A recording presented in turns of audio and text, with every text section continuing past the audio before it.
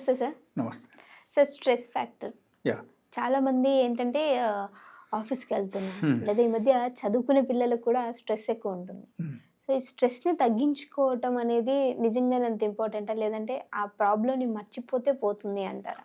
అలా కాదు. That is very very important because as per the medical science actually now days 95% people are suffering with the stress. And due to that only 99% diseases are raised in the body. మనకు ఉన్న రోగాలు అన్ని చూస్తే 99% రోగాలు only stress వల్ల వస్తుందని medical science చెప్తుంది ఇప్పుడు. ఓకే, సో స్ట్రెస్ మనం తగ్గించుకోవడం చాలా అవసరం.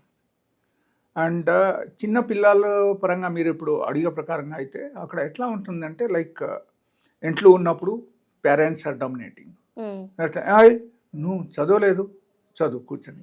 They want some side of freedom. వాళ్ళకు కూడా ఒక మైండ్ ఉంటుంది, దేవుడు వాళ్ళకి ఇచ్చినది కొన్ని మైండ్ ఉంటాయి, వాళ్ళకు కూడా ఒక బ్రెయిన్ ఇచ్చారు. కాబట్టి అక్కడ ఏంటంటే వాళ్ళకు కూడా కొంచెం లిబర్టీ ఇవ్వాలి. You should ask the child what they want exactly. Okay, so కొంతవరకు వాళ్ళకు కూడా మనం లీనియన్సీ ఇవ్వాలి. వాళ్ళకు కొంతవరకు లీనియన్సీ ఇస్తే అప్పుడు they will become free with you. అప్పుడు మీరు ఏది చెప్పినా వాళ్ళు వింటారు and they will accept in a proper manner. లేకపోతే ఎప్పుడు చూస్తే వాళ్ళకు వ్యతిరేకంగా మనం చెప్పడం, వ్యతిరేకంగా పని చేయించడం, వాళ్ళకు ఏది వీలు లేదు అదే చేయించడం, ఎట్లా చేస్తే కూడా దానివల్ల కూడా మనకు స్ట్రెస్ స్టార్ట్ అయిపోతుంది. అండ్ అపార్ట్ ఫ్రమ్ దట్ స్కూల్కి వెళ్ళారు, స్కూల్కి వెళ్తే ఇప్పుడు teachers also are like that only. Most of the teachers are highly dominating. So వాళ్ళ చెప్పే పద్ధతి కూడా ఆ టైప్ ఉంటుంది, మాట్లాడే పద్ధతి అలాగే ఉంటుంది. సో స్కూల్లో కూడా స్ట్రెస్. సో రెండు విధానంగా స్ట్రెస్ ఉన్నసరికి ఇంకో వాళ్ళకి ఏమవుతాయి, different types of major problems develops due to the stress only.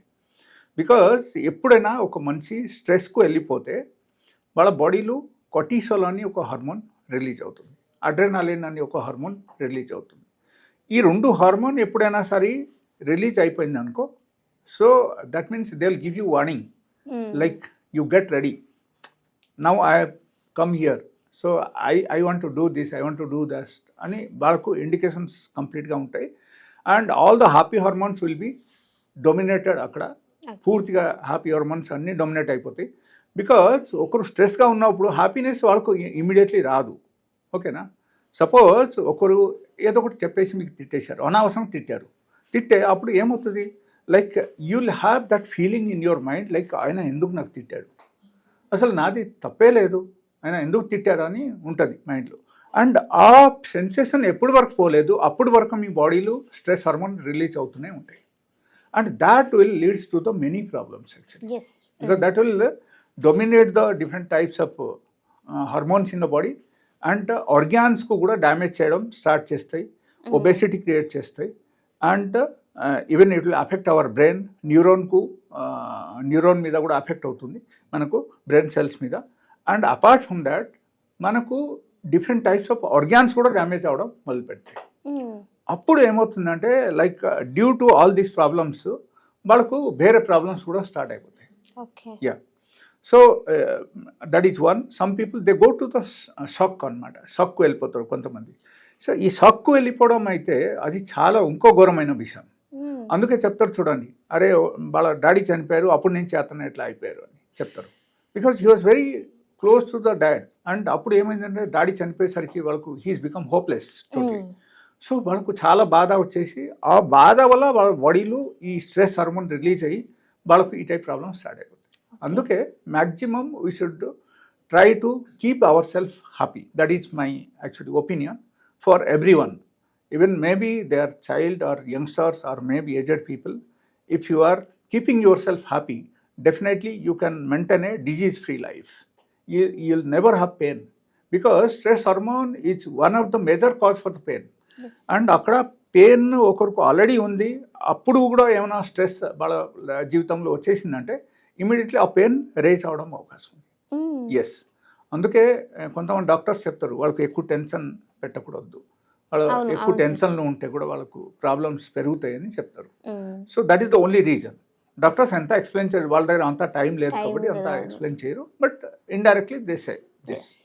So చాలా ఇంపార్టెంట్ విషయం అక్కడ ఏముందంటే లైక్ మనము definitely we have to maintain, we should try to maintain our selves in such a manner like మనకు ఎక్కువ stress రాకుండా మనం చూసుకోవాలి. యా, అండ్ నా ఉద్దేశం ప్రకారంగా people who are aged people, okay, వాళ్ళకు స్పెషలీ నేను చెప్పడం ఏంటంటే చిన్న చిన్న దానికి పట్టించుకోకూడదు. చిన్న చిన్న మిస్టేక్స్ మనం పట్టించుకొని దాని మీద ఒకరి మీద అరవడం, ఒకరికి డొమినేటింగ్ నేచర్లు మాట్లాడుకోవడం, that creates lot of stress in the family. Okay, చిన్న పిల్లల మీద చాలా ఘోరంగా కొట్టేస్తాయి అన్నమాట. And due to that they will have problems in the physical problems, వాళ్ళకు కూడా ప్రాబ్లమ్, వీళ్ళు కూడా ప్రాబ్లమ్స్. సో అందుకే ఇదన్నీ మెయింటైన్ చేయాలంటే మనకు ఎక్కువగా కొంచెం పీస్ఫుల్ ఎన్వైరన్మెంట్ మెయింటైన్ చేయాలి. కొంచెం మెడిటేషన్, డైలీ బేసిస్లో మెడిటేషన్ చేయాలి. డైలీ బేసిస్లో మనం మెడిటేషన్ చేస్తే ఈ స్ట్రెస్ హార్మోన్ మనకు డొమినేట్ అయిపోతాయి అక్కడ. Because meditation has got such power. అక్కడ ఏమవుతుందంటే మనకు బీటా సెల్స్ అన్నీ అక్కడ మారిపోతాయి. ఓకే, సో ఆటోమేటికలీ ఈ ఆల్ఫా బీటా ఎప్పుడైనా సరే కొంచెం ఇంబాలాన్స్ అయితే కూడా ఈ టైప్ ప్రాబ్లమ్స్ రావడం, మెడిటేషన్ ద్వారా అది స్టాబుల్ అవుతుంది. స్టాబుల్ అయ్యేసరికి మనకు ఏమవుతుందంటే బ్రెయిన్ కొంచెం బాగా పనిచేస్తాయి, మనకు హ్యాపీగా ఉండగలుగుతాం, అండ్ స్ట్రెస్ తగ్గుతాయి. ఈ స్ట్రెస్ హార్మోన్ కూడా అక్కడ తగ్గుతాయి అన్నమాట.